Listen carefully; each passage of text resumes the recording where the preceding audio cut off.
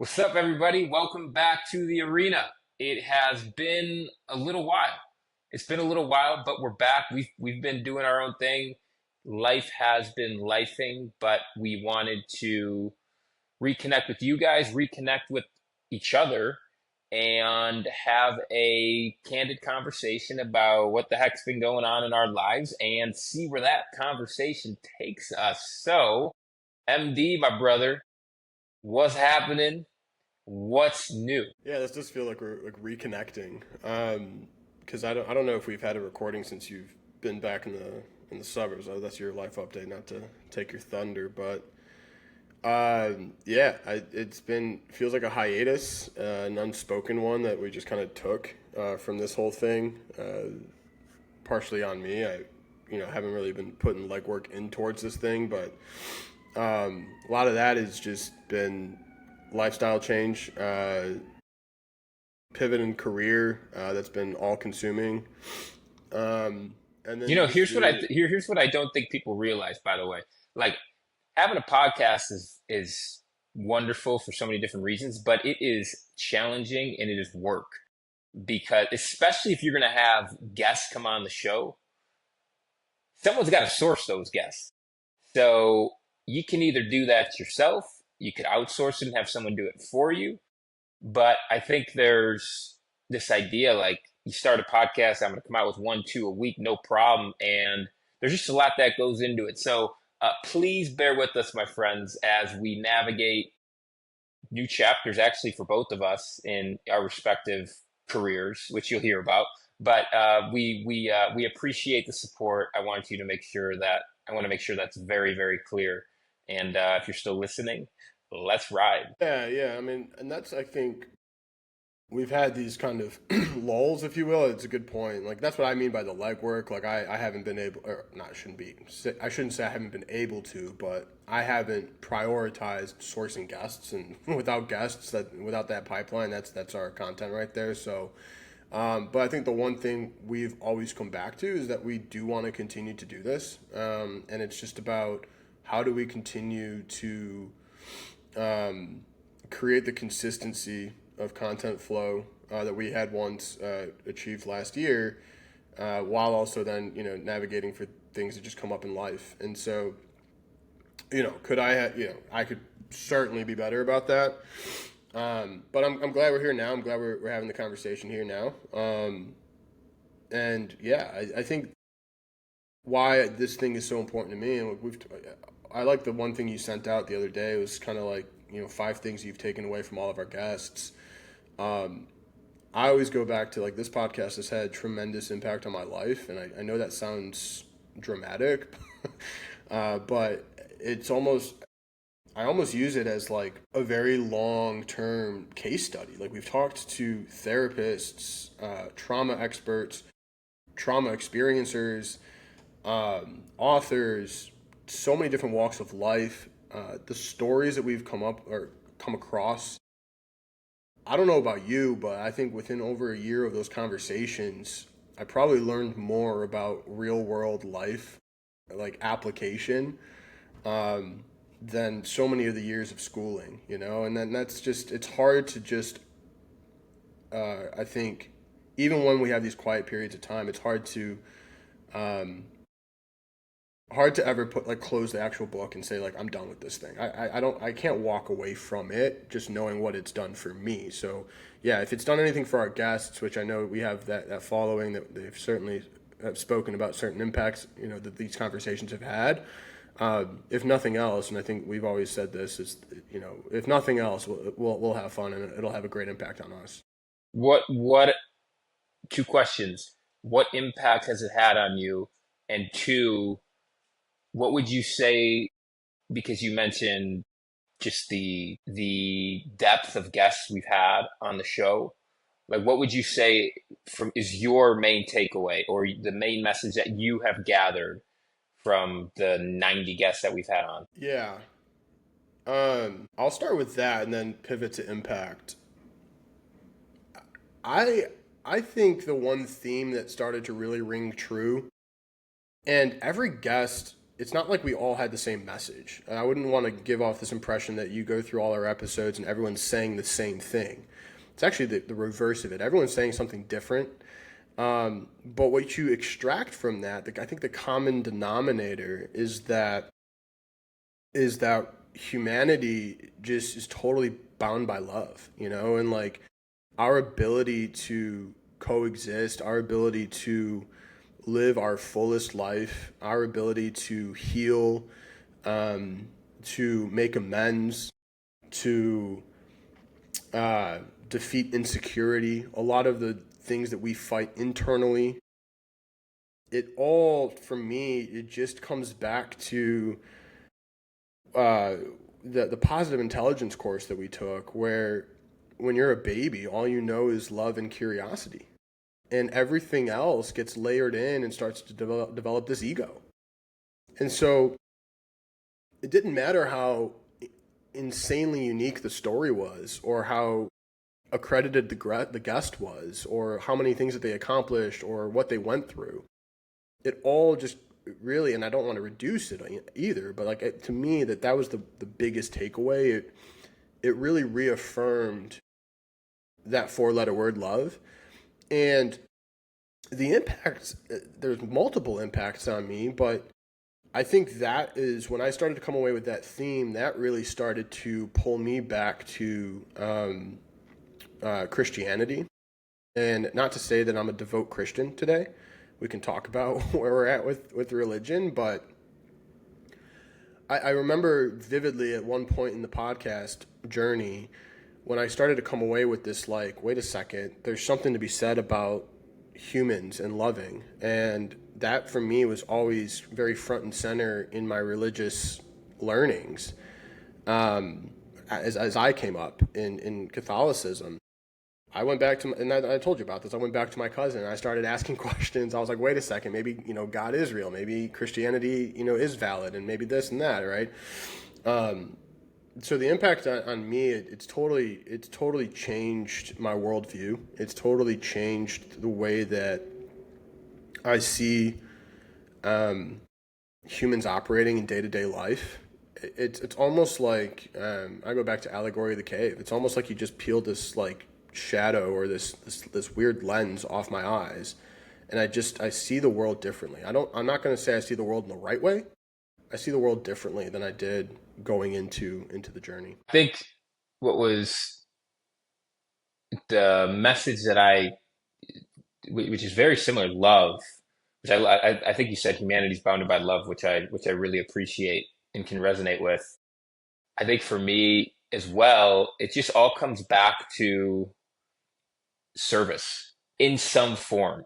When I think about our guests, whether they were trauma survivors turned mental health advocates, whether they were, lost a loved one and wrote a book about it and became a best-selling author, whether they were a fitness influencer and were made fun of for being overweight and then became a bodybuilder and help other people get in shape. There's so many different stories from different walks of life, but it all comes back to service and fulfillment. And I think I just hear it so often in my work as a speaker and just living in the personal growth world in this podcast as a coach of, man, I want to do something that I'm passionate about. Say, okay, cool. And then, but I don't know what I'm passionate about. I don't know what I'm fulfilled about. And my answer is always one. I can't give you that, but I could tell you where it's going to come rooted. It's going to be rooted in service. That I can tell you. Like that is where fulfillment comes from. And I think our guests are just such a prime example of that, which has been really cool to see. Yeah. Do you look at service as, I know it's like a love language, and do you think, like, how do you, I guess, is that what service is? Is it fulfillment through the act of love? I think that's exactly what it is. Fulfillment through the act of love, and helping and helping someone else. Like we are here, I feel like, to help each other in some form, to reach some never-ending destination that is unconditional love for, the enlightenment, for self, for the world, to continue to elevate our consciousness, become more again aware of ourselves. But I do think, yeah, I think it's all rooted. Go ahead. I can hear you ready. You ready to say, yeah, go, go, go. Well, no, I don't want to interrupt. Like, No, no, no. if I I were, was kind of wrapping it up. yeah, no, I mean, and I'm no trauma expert or therapist, right? But it, again, just going back for everything I learned over these conversations, I wonder if if because nobody, I don't know if anyone delivers an act of service and doesn't feel good about it, right? Like a true act of service out of a genuine from a genuine place. And so I wonder if that like reconnects us deeply with our inner child and like reconnects us deeply with like who we innately are as human beings. Like when we like there That has to be some sort of science, right? To like when you deliver an act of service, small or big, like what you feel, where does that come from? And to me that has to come from reconnecting to inner child. I think it comes from reconnecting to the idea that we are humans. Like we are not other human beings are not objects. Like we are all connected, not separate. And I think doing an act of service for someone else helps us reconnect with the idea that like I'm no higher, lower than another human being. We are just human beings on this short, weird journey that we didn't really choose. We kind of just got dropped in here and we're told to make meaning of it in some form. And if I can help you do that through my own experiences, then like that feels good. I always tell my audience when I speak, like, who here likes helping other people? And inevitably, every single hand goes up. And yet, there's so many people in that room that won't ask for help themselves. And they'll Yeah. say, well, man, I'm just selfless.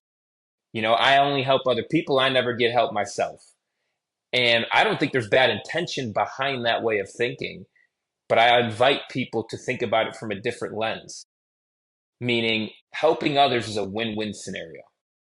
The person getting help gets the support they need. The person helping the other person feels good and fulfilled about themselves. It's win win. And so I feel like when we refuse to ask for help, we refuse and we only give it, we are robbing those around us of the opportunity to feel good and fulfilled about themselves. And then we get the help that we need. So a little bit of a side tangent, but it comes back to this idea of service. And I'm coaching someone right now actively, and we're kind of working through this, and it all comes back to helping our fellow human beings in some form. Yeah, and for anyone who like is more curious about the topic, I always go back to that positive intelligence course. Like I that had like such a profound impact, and it was only like 6 weeks. And I wonder, question for you, especially now as you started to um, develop in your faith, or like a relationship with religion that I think has evolved from where it was. And I'll let you kind of speak to where it's at today. But I always, because I'm at a place too where I wonder about this all the time. Is love? Is it just at a biological level a survival instinct? Is it? Do we do it because we are hardwired to survive and subconsciously, innately, as we're designed as human beings, from when we're infants, the way that we are communicated as how we're going to survive is through the love of our guardians, our parents, right? And that's our first exposure to the world, which is your means to survival right now is through the love and the nurture of the people who oversee you as you're 100% dependent on them. I wonder if it's that, or I'm sure if you're sitting across a very devout religious figure, they might have a different perspective that it's more that this was a design of God and that God designed us in a way where God had a perspective of how the world was to operate and how humans were to interact. And this was just a vision. And maybe the two answers are true at the same time. Maybe that this is all perfect design. And this is just how we were designed to operate. Curious, as I say that, where your head goes. Yeah, you know, I think there's truth to both of those things.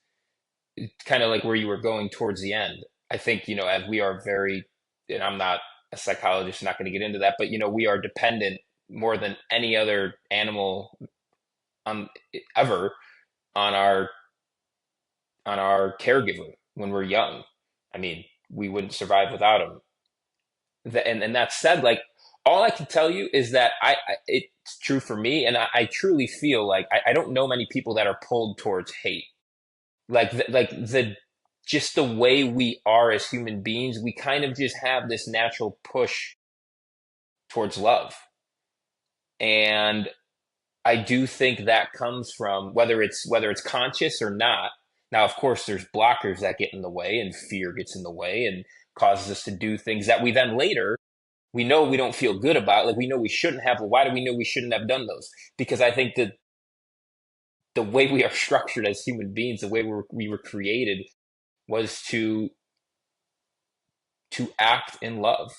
And so for me, my faith has come is kind of gone up and down. If you see my hands, if you're watching, it's like up. It's a roller coaster. Not in a bad way. Not just in a. I grew up Greek Orthodox. So I went to church. It was like the typical mass when I was younger. Half of it was in Greek. I don't know Greek. So it was something I felt I just had to do because my parents told me to. And as soon as I had the opportunity to not go to church, I stopped. And So your church attendance, you literally couldn't understand a word. half of it was in Greek. The other half was still difficult to understand because he would mix and match. Yeah, I didn't get much. I didn't want to cut you off, but I was going to say like I had a hard time paying attention, and that was in English. I mean, it felt very ritualistic. And so it kind of turned me off to religion. And as I became more insecure in who I was, I think I saw people that were like truly rooted in God and very faithful and joyful. And it turned me off even more because I'm like screw them, and I was insecure and it would push me even farther away. Over the last, as I've started to heal 3.5, 3 years ago, whatever it is, I definitely grew more spiritual, but I didn't call myself religious. I believed in, this universe creator. I've definitely become more religious, if you will. I wouldn't really call myself, I don't know where I fall. And that's what I think is important for me for people to understand is my relationship with faith is unique to me. I could care less how it looks to the outside, to the external, to what I label myself as. I am concerned with developing a relationship with the God I serve. That is through, I'll read, go through my little daily devotional, but a lot of it is just so intimate to myself and how I connect with God. Sometimes that looks like, for me, I connect better through prayer and meditation, oftentimes, than I do through scripture. So things of that nature. But what's also challenging, you have to remember, my sexuality. And I've then questioned, like, well, what does the Bible say about sexuality? And, this church I go to, I really like, but they don't perform same sex marriages. So what does that mean? What are they insinuating by that? And so it's complex, but what I come back to is the God that I pray towards, that I think is kind of like in service towards me and everybody, loves unconditionally, loves us all unconditionally, irrespective of our race, our upbringing, the things we've done in our past, our sexuality. Like, God is unconditionally loving of us. And so when I think about it from that lens, I feel very, very strong in my faith. And, I would say it's really helped me just to move through life in terms of, I really like, not going to say I don't get upset because I do, but to me, everything is happening according to a plan much bigger than mine.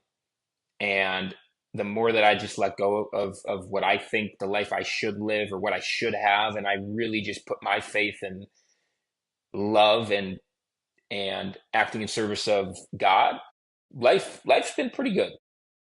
Let me ask you something, because hearing you say that very last piece of serving something greater than yourself, at one point, and check me if I'm wrong here, but I would say earlier on, maybe like a year or so ago, I always call this like our little journey, a little two something years.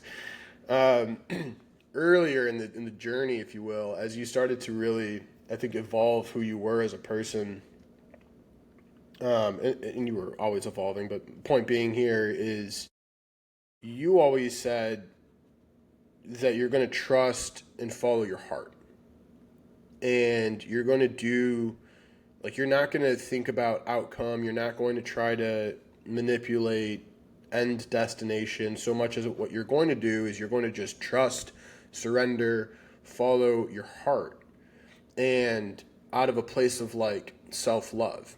And I'll tell you why I'm asking this question at some point. But Yeah, yeah, I got you. today, the language is, I'm following something, an authority, something greater than myself outside of me, right? It's not, and again, you wouldn't, I don't think what you're saying is you're not following your heart anymore. I think you're still It's just following a your different way heart. of saying it. So walk me through that. I'm Why is it following love. important to I'm you? following like the feeling of love, like not even the feeling, But here's my the question. act. Here's my actual Yeah. question. Why is it important to you? And I don't, it comes across challenging. I don't mean it to be, but Oh, like did I say God? why is it important to you to now attach a, yeah, like a religious, a spiritual entity to that philosophy? I'm just curious how that Yeah. developed. I'm not sure. I think that's a great question. It's not so much that like I am following my heart, and I feel confident still saying that. Like that is essentially what I'm doing.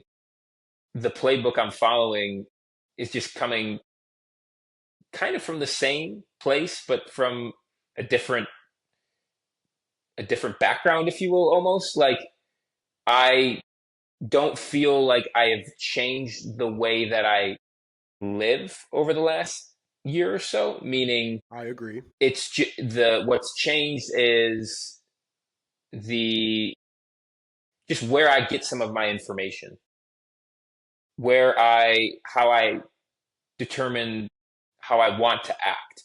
You know, God to me is a embodiment of love, humility, patience, and kindness. And to answer your question, I think that's why I was kind of pulled towards him because it was embodying a lot of the things that I already believed in. And I was like, oh, well, there might be something here. Like I might have some more to learn here. There might be like some more truth to gather or information to gather about myself and how I want to live. And so I just started to slowly explore. And I'm not saying that I sit here as like, you know, there's things that I could be doing more of. You know, God, they tell you you're told to like spread the good word, and I still am hesitant to do that out of judgment and things of that nature. But I truly feel like I am living in service of Him in terms of what I do for work. Like I am spreading the message of love and compassion again in a different way, just without attaching God behind it, but I'm doing it in a way that is hopefully resonant with more people. The message is the same. It's just coming to college students and organizations because there are some I have gotten testimonials because the last quote that I end my presentation with in a lot of them is mentions God. And I've gotten testimonials that say, "Oh my gosh, I loved everything. I was just a little confused by the God quote at the end." And so it can be even just that can be off-putting for people. And so I have chosen for now to spread the same message that God wants me to spread, just in a way that hopefully is resonant with more of the audience that I serve. Man, and this is, by the way, I limped into this recording because I stayed up late last night because thoughts started racing because I was going to do this recording. That's not true. I stayed up video gaming and the whole thing. But one of the things I thought about was how that spread the word piece. And look, I don't want to sit here and point fingers at the world, but I do wonder if we need to discern between, is the word God or is the word love and compassion? And what are you spreading? And I think, to your point, when you go in and you verbally push the idea, the ideology of God, there's a resistance to a lot of people. Obviously, not a God follower, but like, No, you're gonna get that. myself for most of my life, Yeah, and even a myself year and a too. half ago. Right? Yeah, because what exactly is the message behind that? It's up for interpretation. It's a three-letter word that, quite frankly, you're not even really supposed to be saying, in vain. But when you spread love and compassion, is anyone going to resist that? Is anyone? Then that's on them, right? Like if you're resistant to that, you got work to do. So that's where I think it's. And I go back and I start asking the unlimited level of questions in my head, right? Deep thinker. Is that what Jesus was telling us to spread? Is what is the word? I don't know that the word is that the bush was burned and talk to Moses. I think the word is like go and do the acts of service. Go do forgiveness. Go do the healing. Go do the love making, right? Like go do that. It's just so interesting that like when we conflate that, I think with like a religious identity, it almost we almost like lose the message. I think about those people on the corner of the CTA every day with the Bible and like the postcard and like God saves humans, whatever the mantra is. They don't get a lot of. I never see foot traffic coming their way. I think people run the other way, right? And there's probably a lot of believers that walk right past. They don't actually affirm the efforts of what those people are doing on the corner of the street. And I just wonder if like they need to revise their ad campaign, instead of pushing an ideology of an entity, can you push for the actual messaging? That's where I started to like Yeah, think. I always pay attention to what people say, less about what people say and more about how people act. And so when I see something like, there's a guy, I don't know much about him, Charlie Kirk. I don't know much about him. I know I've seen him post on Twitter, X, whatever you want to call it, about how Jesus is the way, the life, about, and yet he's one of the most judgmental people that Yeah. that, and so that I don't aspire to be any, that doesn't inspire me.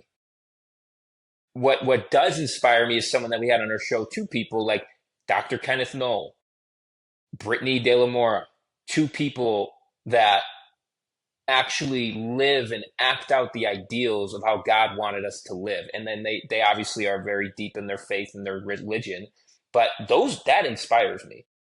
What inspires me is acts, not necessarily what people say. And I think that's why a lot of times religion can get a bad rep, because you have these people pushing it for narratives and to look good, or just to simply say they went to church. But like, to me, that's not the point. Or at least Yeah. that's how I interpret it. And I'm by no means like I've never read the No, Bible full to back. and I love that it's coming from you because like you're you're the last person who's like 100% attached to one thing or another. Like I think you stay open-hearted and you stay open-minded, and like it's such an unbiased, neutral perspective from such a genuine place. And I say that knowing you, and people would have to take my word for it. But like, and we won't take this podcast content into politics, but like, yeah, I don't think there's any doubt that you can certainly weaponize religion, and you can certainly take a holier than thou approach. Like you mentioned that guy, right? And it's like, it comes from a place of judgment, it comes from a place of insecurity, it comes from a place of, I mean, quite frankly, it comes from a place of trying to make income. Like, let's be honest with what his efforts really are. He's trying to put food on his own table. He's just trying to feed himself, right? And like, we can sit here and we can be hypocrites and judge Charlie Kirk.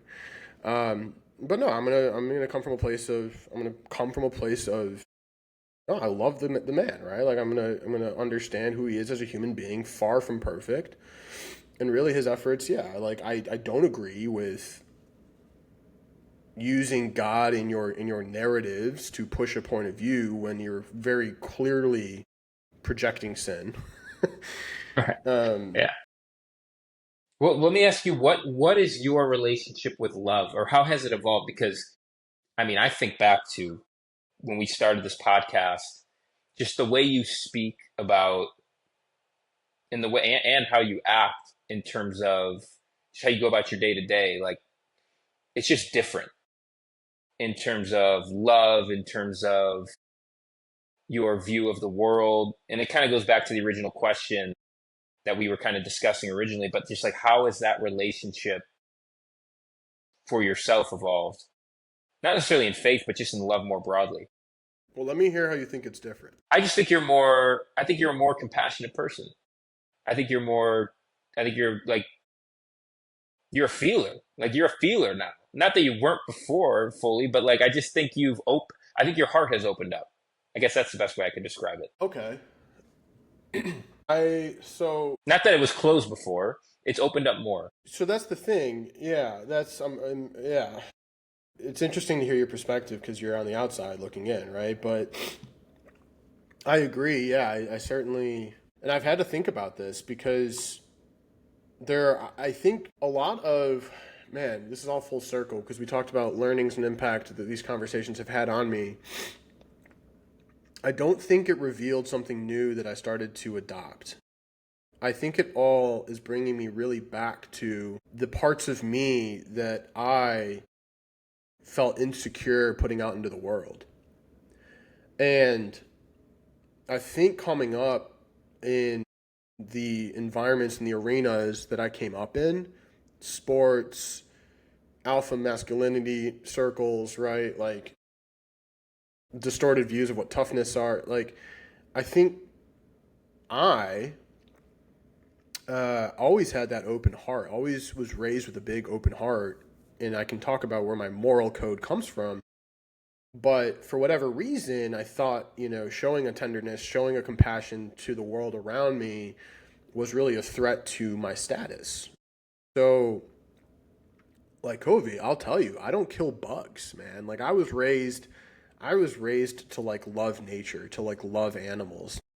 I was raised in a very tender environment when it came to, um, how to really, be gentle and be loving. And I think that we really, if you're raised in that way, like that's just kind of how you're going to be wired. But like, what am I supposed to do? Like, tell a fraternity that I'm not going to kill a fly? What, like, what are they going to, the names I'm going to get called, right? Like, so all of this stuff is almost just kind of reaffirmed or validated. Like, no, Mike, like, now that you're secure enough to be exactly who you are, rate it, man, and do it unapologetically. And it's almost like now, and maybe this is why I gravitate to my solitude so much, is like I'm on such solid footing. I don't know that, and I hate to go with the word invincible, but like judgment doesn't faze me, man. Like, at least not even close to the way it used to. I am so, there are still parts of me I hide, and I don't, there's still going to be that X% that I'm not going to bring into the public eye. But like, from where I was and where you met me to where I am today, like I think that's what you're seeing. I think you're seeing who I really always was, and I was in some ways hiding. And maybe that's true for everybody.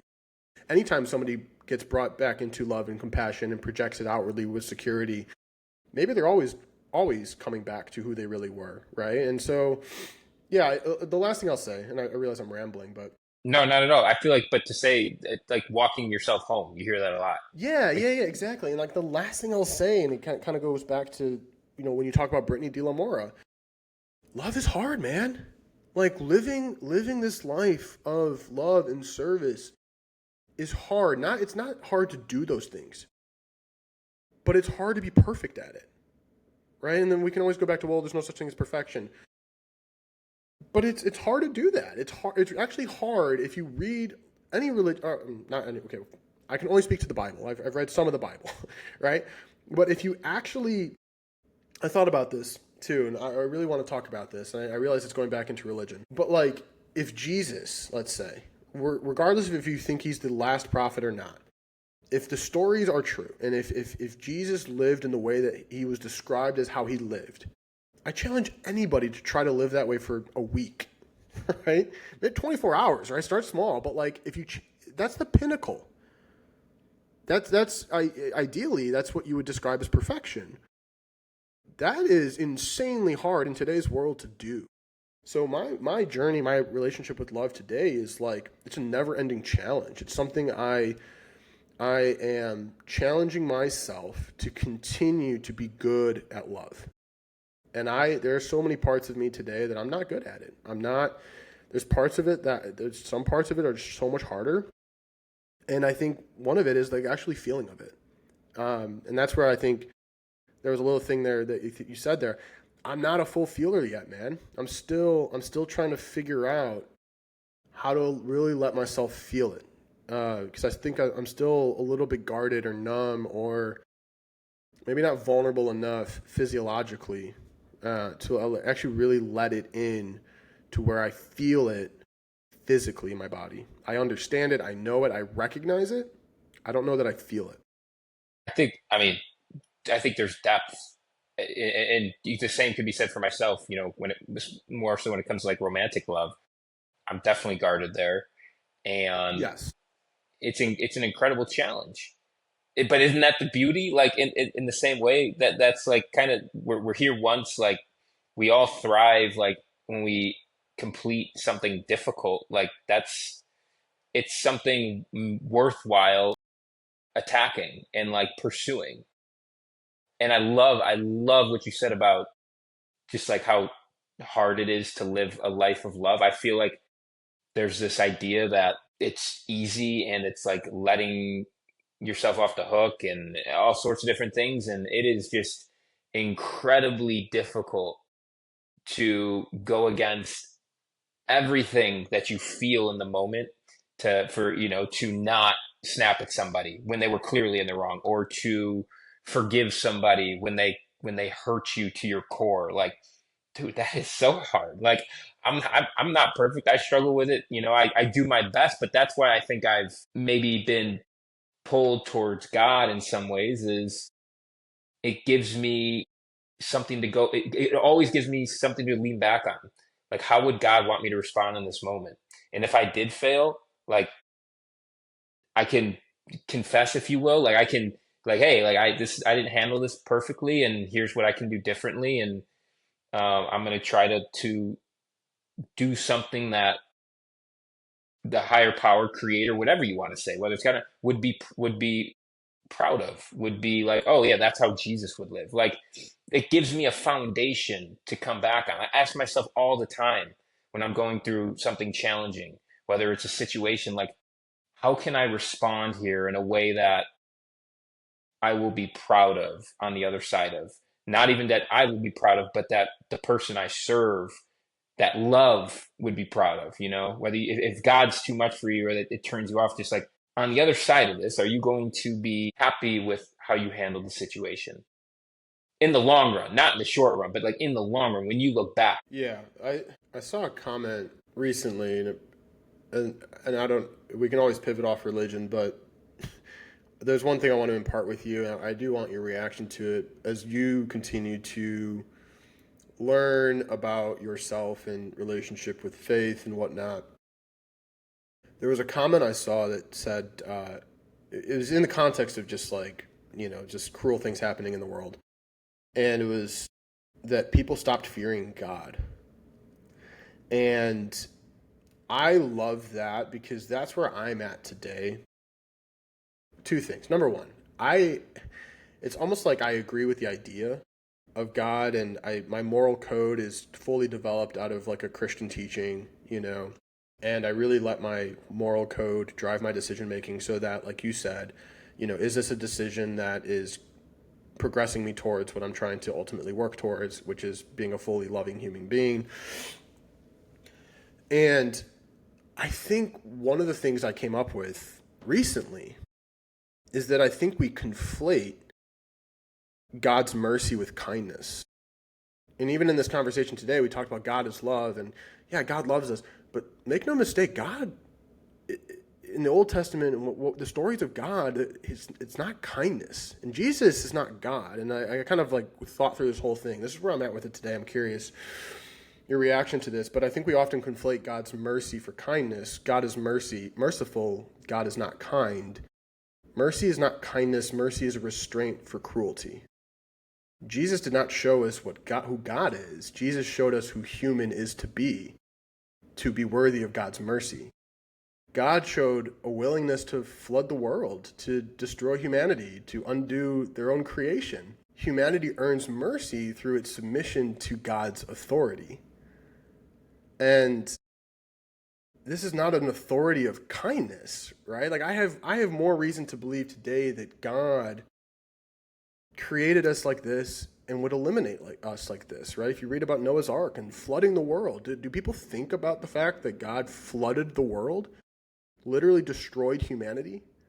It genocide, right? Like God, we are a figment of God's authority.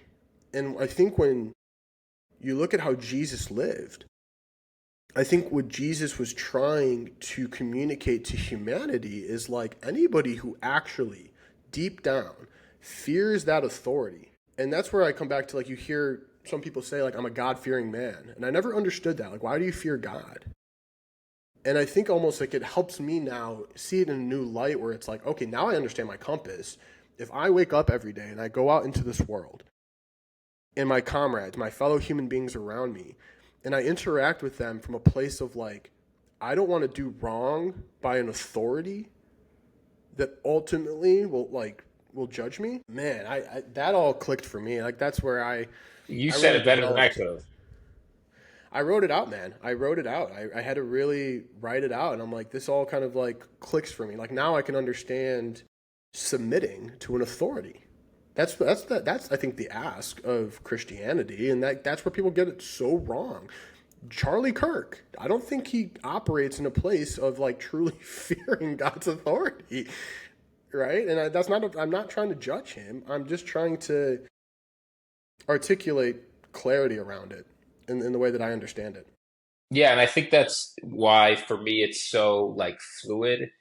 And it wasn't like a choice that I made a year ago to be like, all right, now is when I start to follow God and then start reading the Bible. Like it has come and gone with everything in my all the experiences I've taken in, all of the information that I consume, and it's led me to where I am today, which is I still there's so much I don't know when it comes to religion and Christianity. And like, while that is important to me, what's more important to me is the relationship that, again, that I come back to, like that I have with the higher power.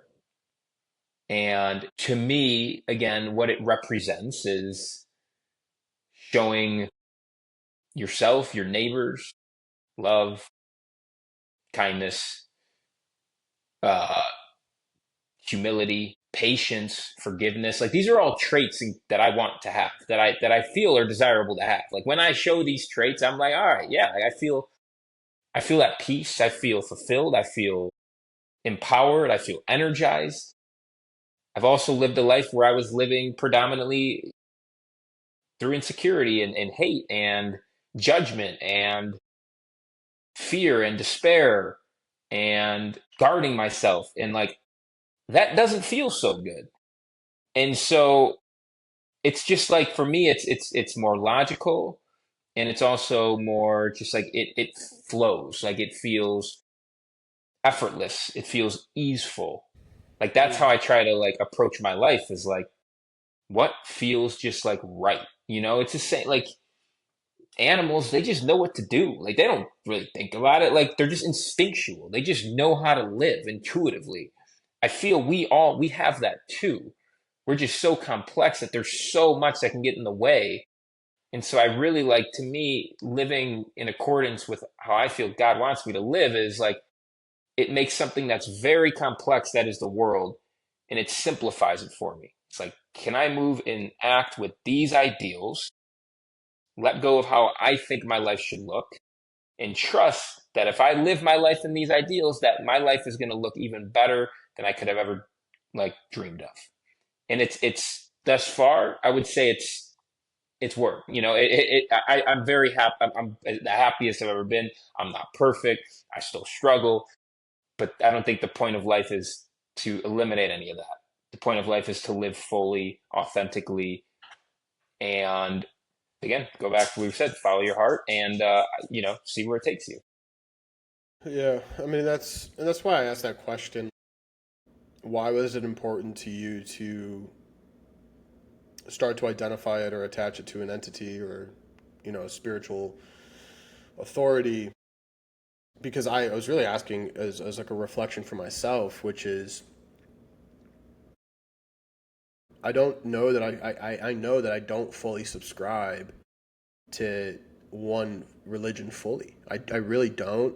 And at the same time, like everything I just described, everything you just described, like is still a foundational like moral compass for me, like Yeah, it's me too. still Like this, like I don't even know. Does if I say what I just said, am I allowed to like Buddhism, for example, be like, oh, like there's some great stuff here. Am I not allowed to do that? Because like I do well, I that. mean Like there's you know, yeah. like I think there's great the Buddha mindfulness. Like not be like I've taken a lot of good from there too. So I don't know. Like I don't know what I like. That's my whole thing. I really don't try to attach myself. I'm not sure I should or shouldn't. But like Yeah, and that's kind of where I'm at with it today. It's like I don't know that my life is any different whether I if you ask me like do you believe in God? Like, I don't know. I don't think I do, right? Like that's where I'm not ready. I get up to the point where it's like you would think I'm a Christian pastor, but then it's like the moment you tell me like do you wholeheartedly 100% believe in God? No. I'm not there. I'm not at a place where I can fully say like I'm going to fully subscribe to a faith. And the thing is, whether I do or I don't know that the way that I operate would be any different. And I have come from a place where I had fully subscribed to it, right? But there was an agreement that I, didn't even critically question. To where I'm at today, I'm still who I am. Like it still drives the way I live. I agree. It's like almost I agree with the way of life, and I'm willing to live my life in accordance to that. But I don't know for whatever reason I'm not willing to fully admit myself to a belief and say like, yes, I wholeheartedly believe this. This is absolutely true. I have no doubts in my mind. I've seen the miracles, right? Like, I've heard the words in me, right? Like, no, I haven't, right? And like maybe that's still gonna happen in my life, but like I haven't had an experience that has said, oh, for sure, without a doubt, God is real. Okay. But at the same time, I'm willing to sit here and tell you why, me being God fearing and why, living a life like Jesus is the right way to live. Like I can sit here and formulate an argument for that, and I'm a living example of why of how I try to embody that. It's very complicated for me. I'm not willing to sit here and say that I'm fully devoted to one religion or another. I think that's okay. And I think that's okay. And I think it's probably a good way to like leave this conversation is wherever you're at. Like I don't there's no judgment, I don't think from either of us. And I think it's important to give yourself, grace through this. Like if you were told you're supposed to believe one way and you just kind of don't, like I think that's very normal and don't beat yourself up wherever you're at with your journey, not just of faith, but just of life more generally.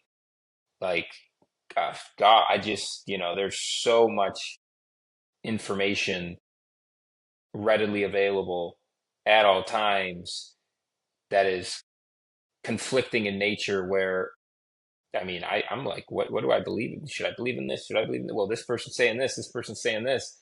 What do you believe in? So I think through it all just right that's why for me it's important to connect with myself, to meditate every day, to like figure out to block out everything and just sit and see what comes up. Who am I? What am I here for? What do I want to do here? Mm. Where am I not free? Where am I still fearful? What happens if I push through that fear, then what? Like there's just I don't know. I just encourage people. But one, you're welcome to believe whatever the heck you want to believe. I have been at a million different places, so I'm not going to judge. I don't think anyone that you want to be friends with or associated with will judge. That's where I'm leaving off. Yeah, well, look, as always, I think a great conversation start my morning. Goes, I think, full circle to the impact this podcast journey has had on us. It's always great to have these like candid, open-minded, just not even open-minded, just like raw, unfiltered conversation from a genuine place. Yeah, it leaves me a lot to think about.